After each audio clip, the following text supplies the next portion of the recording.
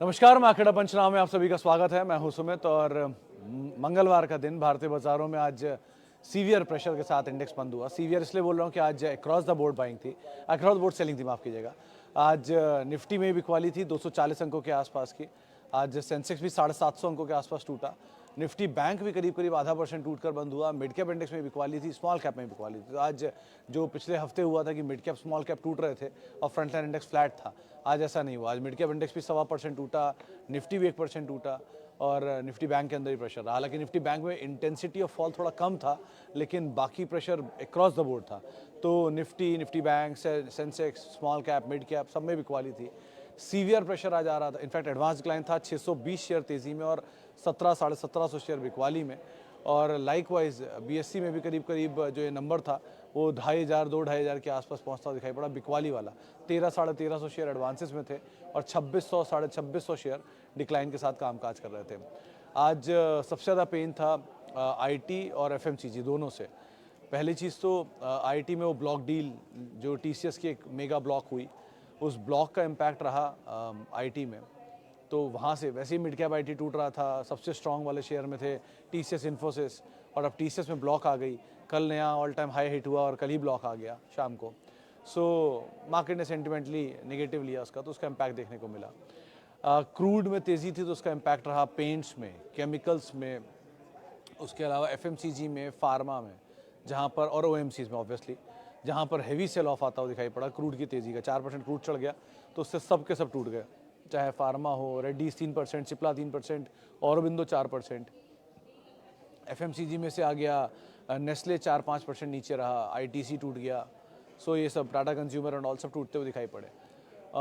बाकी सपोर्ट कहाँ था आज? थोड़ी बहुत बाइंग प्राइवेट बैंक में, एचडीएफसी बैंक दिख रहा था बस एक, बाकी तो वहाँ पर भी वो खास सपोर्ट नहीं था। छोटे मोटे शेयर जहाँ पर खबरें आ रही थी उनका इम्पैक्ट था। मिसाल तौर पे आईओएल केमिकल खबर का इम्पैक्ट था, स्वान एनर्जी खबर का इम्पैक्ट था। तो ऐसे खबरों वाले शेयरों में कुछ कुछ रिएक्शन देखने को मिल रहा था, लेकिन बहुत ज़्यादा कोई बहुत स्ट्रॉन्ग बाइंग वहाँ पर भी नहीं थी। अदानी कल भी टूटा, आज फर्स्ट हाफ में थोड़ी रिकवरी आई, फिर टूट गया सेकेंड हाफ तक आते आते। लेकिन मार्केट में प्रेशर है, पीएसयू वाला सेक्टर भी अलग टूटा। सो अलग अलग सेक्टर, सब सेक्टर तो प्रेशर में चल ही रहे हैं, और प्लस ट्रिगर बेस्ड सेलिंग भी मार्केट में आते हुए दिखाई पड़ रही है। लेकिन मतलब जानकार मान रहे कि शायद आज वो 21,850 क्रूशल था, उसके ऊपर कहीं क्लोजिंग होती तो बेटर होता, लेकिन 21,850 के नीचे बंद हुए। तो कुछ टेक्निकल पक्ष मान रहे हैं कि बिकवाली होगी, कुछ का ये मानना है कि मार्च यूजुअली प्रेशर में रहता ही है, और पिछले साल भी मार्च के आसपास ही लो थे, और इस साल इलेक्शन ईयर है तो चांसेस बहुत कम है कि बाज़ार बहुत ज़्यादा प्रेशर दिखाए। तो थोड़ी सी डाउनसाइड लिमिटेड ही है, इसलिए कुछ लोग बाय करने की बात भी कर रहे हैं। सो मिले जुले से पक्ष घूम रहे बाज़ार में, लेकिन जहाँ पर बिकवाली आनी लाजमी है वो है स्मॉल कैप। इसमें तो बिकवाली आनी ही आनी, क्योंकि ऑलरेडी बहुत चले हुए हैं। तो मिड कैप, स्मॉल कैप थोड़ी सी बिकवाली यहाँ कंटिन्यू करेगा अभी, और उसमें भी सबसे ज़्यादा चले हुए पीएसयू बैंक, डिफेंस, रेलवे, इनमें तो और पॉसिबिलिटी है कि ये थोड़े और हल्के होंगे, क्योंकि यहाँ पर ऑलरेडी बढ़िया तेज़ी हम ऑलरेडी देख चुके हैं, तो थोड़ा इनका हल्का होना बनता भी है। सो इस तरह की केस टू केस बेसिस पे कामकाज चल रहा है। बाकी सिचुएशन वाइज मार्केट में इतना कोई सेंटिमेंट एटलीस्ट वीक नहीं हुआ है मार्केट का, अभी भी कंटिन्यू कर रहा है। कुछ और बड़े इवेंट में आज शिपिंग कॉर्पोरेशन ऑफ इंडिया की डीमर्ज्ड आर्म, लैंड आर्म जो थी इनकी, उसकी डीलिस्टिंग हुई थी, उसकी लिस्टिंग हुई, सॉरी डीलिस्टिंग बोला, लिस्टिंग हुई थी, और लोअर सर्किट पे वो 5% के आसपास के लोअर सर्किट T2D में, तो पहले दिन 5% का लोअर सर्किट था। इसके अलावा पतंजलि पे सुप्रीम कोर्ट ने कुछ फटकार लगाई थी, उसका इम्पैक्ट था, 4% नीचे पतंजलि बंद हुआ। तो एफएमसीजी वैसे ही टूटा हुआ था, तो उसमें Colgate, Tata consumer, Britannia, Godrej consumer, Nestle और पतंजलि, ये सब शेयर जो है जो दबाव में कामकाज करते हुए दिखाई पड़ रहा है। तो इस तरह का कुछ एक मार्केट में इम्पैक्ट आता हुआ दिखाई पड़ रहा है। चलिए अब सवाल जवाब का सिलसिला शुरू कर लेते हैं और बात कर लेते हैं कुछ और सवालों को लेकर भी। सबसे पहला सवाल है धर्म जी का। Shipping corporation of India and land and asset आज लिस्टिंग हुई है, लेना चाहिए क्या? अभी नहीं सर, धर्म सर अभी नहीं, एटलीस्ट इसको थोड़े दिन और सर्किट लगने दीजिए लोअर। अभी तो कॉर्पोरेट एक्शन है। अब आप ऐसे समझो कि जब भी कभी कोई बोनस स्प्लिट, नहीं बोनस, पिछली बोनस अच्छे रेशियो में 1:1 नहीं, एक के सामने 2, या डीमर्ज आर्म के जो फ्री के शेयर मिलते हैं ना, उसके कुछ दिन तक थोड़ी सेलिंग रहती है। कुछ दिन नहीं तो कुछ दिन बाद शुरू हो जाएगी, लेकिन सेलिंग रहेगा ऑपरेशन, क्योंकि जिनको भी फ्री के शेयर मिले हैं वो एडजस्टमेंट कर रहे हैं, बोनस स्ट्रिपिंग होती है, डिविडेंड स्ट्रिपिंग्स होती हैं ऐसे ही। सो ये सब इसलिए किया जाता है ताकि टैक्स बच जाए थोड़ा थोड़ा। तो ये सब तरह की चीज़ें रहेंगी अभी। सो अभी के लिए कुछ मत करो, कुछ दिन इसको चलने दो। ये मार्च के अभी कितने सेशन बाकी हैं, जो भी 8-10 सेशन बाकी हैं अभी, उन सेशंस में इशू रहेगा अभी। तो 3-4-5 सेशन चलने दीजिए, उसके बाद कहीं जाके थोड़ा स्टेबल हो जाएगा, फिर एक बार को आप इसमें कॉल लीजिएगा। जब तक सर्किट टू सर्किट चल रहा है अवॉइड करिए। एक बार सर्किट थोड़ा स्टेबल हो जाए उसके बाद कॉल लेना ज़्यादा बेटर होगा, लेकिन तब तक के लिए एटलीस्ट अभी आप वेट करिए, ज़्यादा बेटर है। Okay, thank you sir. Okay, thank you Andre sir. I was prepared to buy TCS dips. How many times more in 2024 do you think such external factors cause dips? Andre sir, देखो TCS में promoter का cell of हुआ which was minuscule, 0.5% के आसपास promoter ने बेचा है माल। TCS के लिए बहुत बड़ा है, मतलब क्योंकि 15 लाख करोड़ की मार्केट कैप है, 0.5% हिस्सा बिकता है तो 7,500 करोड़ 8,000 करोड़ तो ऐसे ही हो जाता है। सो ये आधे से थोड़ा ज़्यादा तो 8-9 हज़ार करोड़ रुपये का ब्लॉक था, तो 9,000 करोड़ रुपये बिक गया। लेकिन प्रमोटर के लिए अभी भी मिनिस्क्यूल है, 72.4% स्टेक था, अब 73.8 या 9 हो जाएगा, तो बहुत फ़र्क उनकी होल्डिंग में पड़ेगा नहीं। प्रमोटर इस ज्वेल को बहुत दिन तक नहीं बेच सकता, क्योंकि ये कंपनी उनके लिए लगातार एक कैश जनरेटिंग मशीन है। TCS is a strong cash flow generating company, और टाटा ग्रुप के टोटल प्रॉफिट का हाफ प्रॉफिट मोर और लेस 40% या 45% प्रॉफिट इनका खाली TCS से आता है। बाकी टाटा स्टील और टाटा मोटर भी बड़ा कंट्रीब्यूटर है, लेकिन कैच क्या कि उनके प्रॉफिट में बहुत ही एराटिक मूव्स हैं, कभी उनका JLR कारोबार और उनका कोरस कारोबार के चक्कर में। लेकिन कंसिस्टेंट प्रॉफिट आप देखेंगे तो 50% TCS का ही प्रॉफिट होता है टोटल ग्रुप का।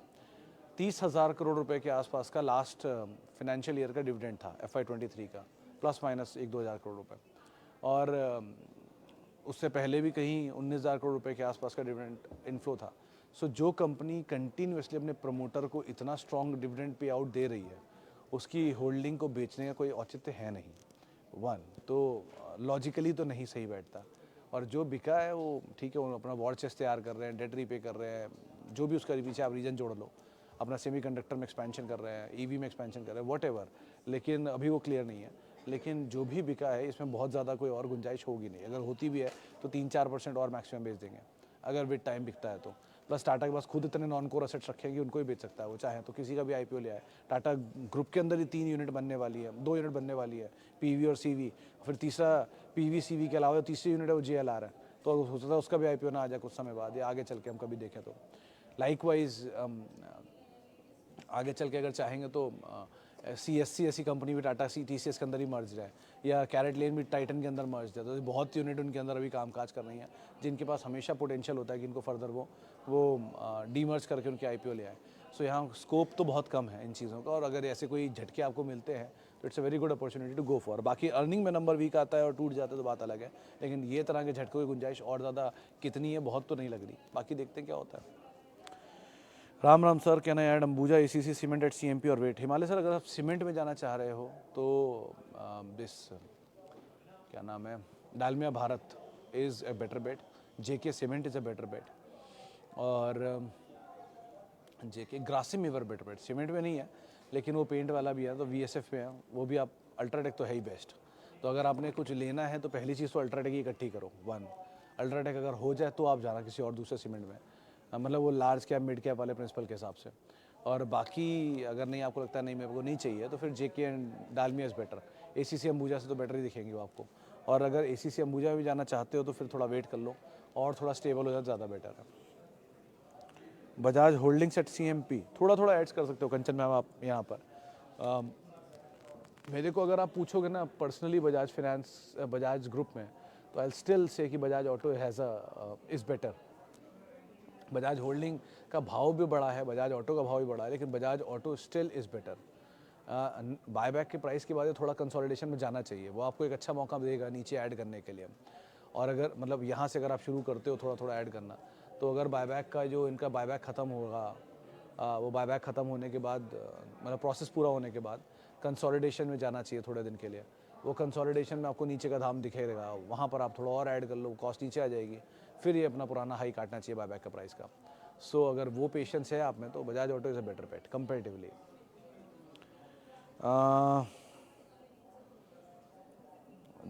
सर 358 रुपये पर मदरसन सुमी के शेयर हैं, सर होल्ड तो कर सकते हो इन शेयरों को, बट प्रसन्नता जी और बबलू जी दोनों के लिए बहुत ज़्यादा इनसे उम्मीदें मत रखना।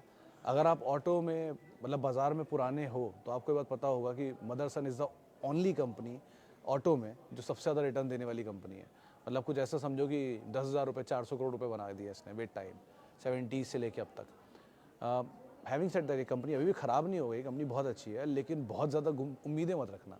एक बड़ी तेज़ी के बाद ना, इतने बड़े गेन के बाद उम्मीदें थोड़ी कम हो जाएं तो ज़्यादा बेटर है। एक रीज़नेबल उम्मीद रह के चलना, इस तरह की स्टोरी पे अब दोबारा बैठ मत करना। कंपनी अच्छी, आप बने रह सकते हो, बट इस चीज़ का एक ज़रा ध्यान रखिए कोई कॉल लेना इसमें। Sumit sir, first of all thank you Sreejith ji, Shrijita ji, so much for your guidance, very simply amazing, thank you. I am very new in investment journey and need your views on Siemens. I have purchased today. तो श्रीजिता जी देखो, आपने company सही खरीदी है siemens, बस एक ही कहना चाहिए, चला बहुत है। ये पिछले साल का आउट परफॉर्मर था, इस साल भी चल रहा है कंटिन्यूसली, थोड़ा बहुत नीचे आ रहा है। क्योंकि आप नए हो बाज़ार में तो मेरी एक ही एडवाइस है आपके लिए कि सबसे पहले तो आप हमेशा वो शेयर चुनो जो कि बहुत ही क्वालिटी है। वो चलते हैं नहीं चलते हैं, पब्लिक क्या बोलती है उनके बारे में, उसको अभी वो stop listening to all these buzz और the news around the sound around. क्यों? क्योंकि आप कहोगे वो चलते नहीं तो मैं क्यों लूँ। वो आपके पोर्टफोलियो को स्टेबिलिटी देंगे, अगर वो चलते नहीं तो गिरते भी नहीं है, ये भी बात ध्यान रखना। और try to find out qualities first, इकट्ठी करो जितने क्वालिटी कर सकते हो। मैं ये नहीं कह रहा चलो आप चलने वाली क्वालिटी ले लो, एल ले लो, सीमेंस ले लो, टाइटन ले लो, रिलायंस ले लो। मैं एचडीएफसी बैंक का नाम नहीं ले रहा, या मैं आईटीसी का नाम नहीं ले रहा, एसबीआई का नाम नहीं ले रहा, लेकिन जो भी चलने वाले जो ऑल टाइम हाइस पर क्वालिटी खड़ी है उनको, बजाज ऑटो ले लो, टीसीएस ले लो, यही ले लो। चलो आप अगर लेना भी चाह रहे हो तो एटलीस्ट क्या होगा, इनके दाम आज हिट करके नीचे आ जाएंगे, 400 रुपये 500 रुपये, 20% टूट जाएंगे अपने ऑल टाइम हाई से, 30% टूट जाएंगे, 50% टूट जाएंगे, चलो, लेकिन वन फाइन डे घूम के वापस वही दाम दे देंगे। और आपको एवरेज करने में थोड़ा कोफ्त नहीं होगा, कोफ्त मतलब होता है दुख नहीं होगा, या आपको शायद गिल्टी भी ना हो कि ये शेयर नीचे आ गए। अब इसमें मैं हमेशा वही लूँगा जो पुराने हाउसेस के बढ़िया नाम है। ऐसे मत सोचना कि अब यूपीएल भी निफ्टी का स्टॉक था चलो ले लेते हैं, लेकिन वो अभी भी पुराने हाउसेस में नहीं आता। So all those group companies like Tata group, like UltraTech, Birla group, like Reliance, like HDFCs, like TCS, like ITC। सो इस तरह की जो ग्रुप्स एंड कंपनीज हैं, इनको आप पहली प्रेफरेंस देकर थोड़ा थोड़ा एक्यूमुलेट करो, और along with that you keep on experimenting कि आप थोड़ा चलो मिड कैप ले लिया, थोड़ा चलो स्मॉल कैप ले लिया, लेकिन एक प्रेफरेंस, एक बड़ा chunk of your investment should be in large cap, क्योंकि आप नए हो। अब पुराने निवेशक तो जैसा मर्जी कर रहे हैं वो करने दो, लेकिन नए लोगों के लिए एटलीस्ट पहली प्रेफरेंस ये रखो, वरना कुछ नहीं तो ETF ले लो, simple. Time to accumulate LTIM and Raghav. तो राजकुमार जी, राघव प्रोडक्टिविटी तो मेरे ख्याल से बहुत नीचे आया ही नहीं है, वो थोड़ा बहुत नीचे आता है फिर घूम के ऊपर चला जाता है। तो स्विंग इतने बड़े बड़े होते हैं, 10-10% का स्विंग ऐसे दे आता है। आपको अगर आपके दाम से नीचे आ गया तो ऐड कर सकते हो, और ऐड करके रख सकते हो। सेमीकंडक्टर में उसका भी काम है, ये बता दूं आपको मैं, क्योंकि मैं खुद कंपनी प्रमोटर से मिला हूँ और मल्टीपल टाइम मिला हूँ। तो जयपुर बेस्ड कंपनी है, जो लोग जानते होंगे। ये कंपनी वैसे तो special metal and special product बनाती है कुछ, लेकिन सेमीकंडक्टर जिस डिवाइस के अंदर बनता है उस डिवाइस का प्रोडक्ट भी ये प्रोवाइड कराते हैं। सो जापानीज़ कंपनी है, इनका एक ऑलरेडी टाइप भी है उसमें। तो ये इनकी बेसिक डिटेल है, बाकी आप एक बार को पढ़ लेना इस कंपनी के बारे में, ये स्मॉल कैप है। दूसरी तरफ आप, और इसमें सारे बड़े बड़े नाम इन्वॉल्व हैं, all Jhunjhunwalas and all the big boys of the market. So ये एक नाम हो गया। दूसरा इज़ आपका LTIM। हाँ, LTIM को आप एक्यूमुलेट कर सकते हो, थोड़ा थोड़ा, स्लोली स्टेडली, समय लेगा, लेकिन आराम से आप एक्यूमुलेट करो, कोई रिस्क नहीं इसमें ज़्यादा। रोजारी बायोटेक अवॉइड करिए सर, ज़्यादा बेटर है चंदन जी। और बहुत अच्छे बाज़ार में नाम है जिनको आप एक बार को ऑप्ट कर सकते हो, ऐसे फॉल में अच्छे हो गए हैं वो, उनको पहली प्रेफरेंस दे के आप ऑप्ट करो, वो ज़्यादा बेटर है इंस्टेड ऑफ रोजारी बायोटेक। क्योंकि सर अच्छा वैल्यू मिल रहा है ना लार्ज कैप में, क्यों मिड कैप माइक्रो कैप में जाने की सोच रहे हो अभी? सीधा जवाब है इसका। ओके, आगे बढ़ते हैं और कुछ और सवालों को भी ले लेता हूं जो अलग अलग माध्यमों से आ रहे हैं।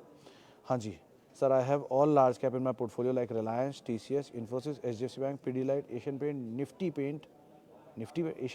Paint, ITC, suggest SIP in above for 15-20 years.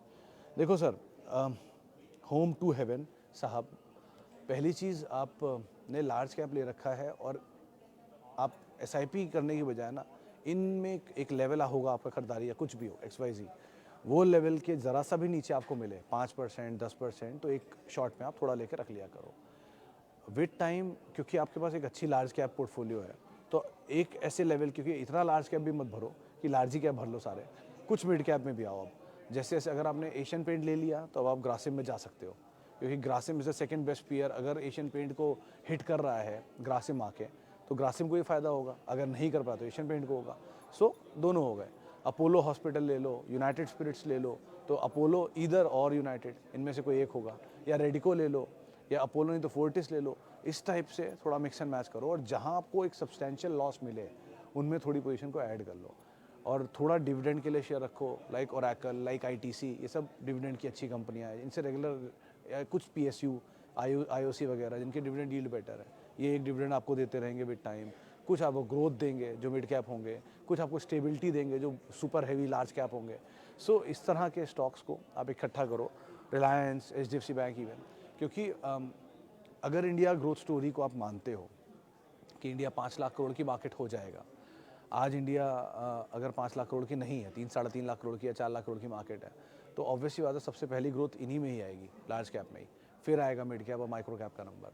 तो उनकी इंटेंसिटी ऑफ गेन वुड भी ज़्यादा, क्योंकि छोटे होते हैं वो, और उनको मूव कराना आसान होता है, उनमें इक्विटी होती ही नहीं बाज़ार में, इनकी इक्विटी हाथी होती है। सो इनमें चलना है, स्पीड कम होगा, but the risk factor is less, 1, और 2 आपका स्ट्रेस लेवल कम होगा। जैसे जैसे बाजार अभी नीचे आ रहा है, स्ट्रेस लेवल नहीं होता, क्योंकि ये ठीक है, नीचे आ गया TCS 85 बार नीचे आया ज़िंदगी में। मतलब IPO से आज तक देख रहा हूँ मैं, 2006 से या 4 से IPO आया था इसका, तब से 4 या 6 था, इन दोनों में 1 साल था, भूल भी गया मैं।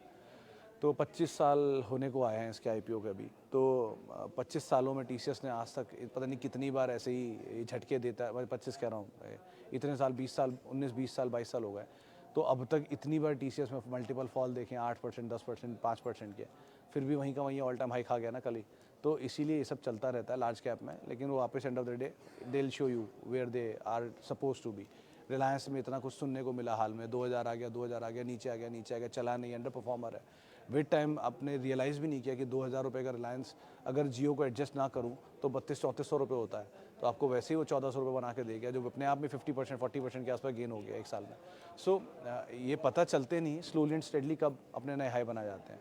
सो इसीलिए आराम आराम से आप इनको होल्ड करो, कोई प्रॉब्लम नहीं है, बट ट्राई टू ऐड और diversify a bit as well.